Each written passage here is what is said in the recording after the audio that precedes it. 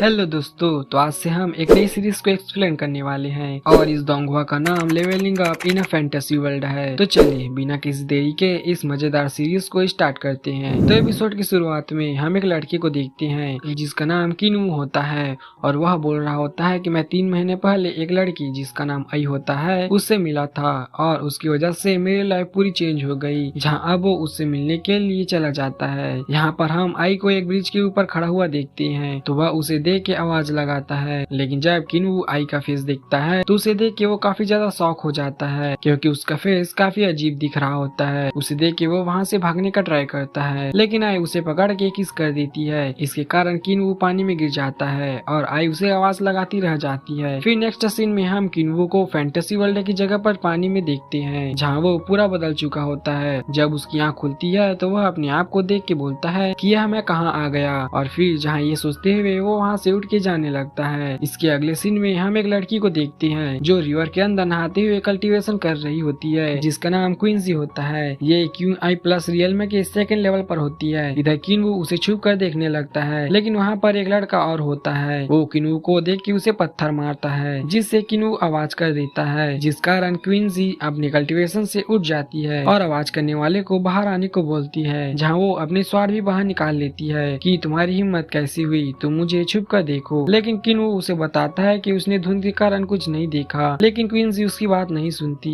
और उस पर अपनी स्वाड से फ्लेमिंग लोटस से अटैक कर देती है, जिससे किनू नीचे बैठ के बच जाता है, जहाँ उसके पीछे काफी बड़ा खतरनाक ब्लास्ट होता है, जिसे देख के किनू वहाँ से भागते हुए चिल्लाने लगता है कि हे भगवान, ये लड़की तो आज मुझे मार ही देगी। क्वींसी किनू के ऊपर लगातार अटैक करे जा रही थी, तभी वो उस पर स्लैश अटैक करती है, लेकिन किनू पत्थर से टकरा कर गिर जाता है, जिस कारण वो उस अटैक से बच गया था। अब क्वींसी उसके पास आने लगती है। क्वींसी को अपनी तरफ आता देख किनू बोलने लगता है कि ब्यूटी, क्या तुम इतनी बुरी हो? मैं सच बोल रहा हूँ, धुंध होने के कारण मैंने तुम्हें नहीं देखा। अगर तुम डर गई कि अब तुमसे कोई शादी नहीं करेगा तो इसकी रिस्पॉन्सिबिलिटी लेने के लिए मैं तैयार हूँ। अब जैसे ही क्वींसी उस पर अटैक करने वाली होती है तो किनू को एक फ्लैशबैक आने लगता है, जहाँ पर उससे कोई बोल रहा होता है कि तुम सिर्फ जनरल जेनवई के बेटे नहीं हो बल्कि मजिस्ट्री के सन इन लॉ भी हो। और फिर एक लड़की की वॉइस आती है जो कहती है कि किनू चलो हम फायरवर्क्स देखने चलते हैं। तभी एक मैन बोलता है कि किनू, कोई तुम्हारी कल्टीवेशन चाहता है तो तुम मुझे ब्लेम मत करना। और फिर हम उसे एक जगह पर देखते हैं जहाँ उसकी आंखें खुलती है तो किनू बोलता है कि क्या यह मेरी मेमोरी थी। तभी वो वहाँ से अलग जगह पर पहुँच जाता है जहाँ उसके सामने एक सिस्टम आती है जो किनू से बोलती है कि आपकी लाइफ डेंजर में है, तो क्या आप वर्कशिप अपग्रेड सिस्टम को एक्टिवेट करना चाहते हो। जिस पर किनू कहता है कि क्या मैं एक सपना देख रहा हूँ, मुझे एक सिस्टम मिली है। तो तभी वह सिस्टम कहती है कि जैसे जैसे तुम्हें दूसरों की वर्कशिप मिलेगी और टास्क पूरे करोगे तो मैं इजीली तुम्हारे लेवल अप करने में हेल्प करूंगी और यह एक्सपीरियंस आपके लिए बहुत अमेजिंग होगा।